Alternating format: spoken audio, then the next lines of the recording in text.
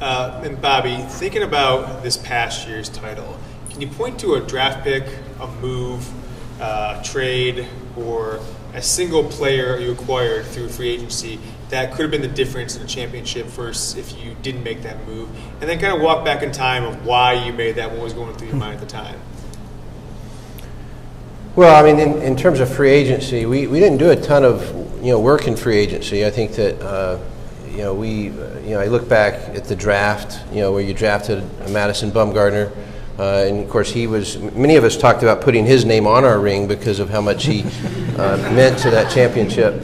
But in terms of your question relative to free agents, there was a trade, mid-season where we acquired Jake Peavy, who at the time was 1-9 and pitching rather humbly for the Red Sox and not doing well, and he came over and was a difference maker on our staff in the way he finished the season. But I mean, just a little off-season signing, a one-year deal with some incentives during the winter meetings was Michael Morse.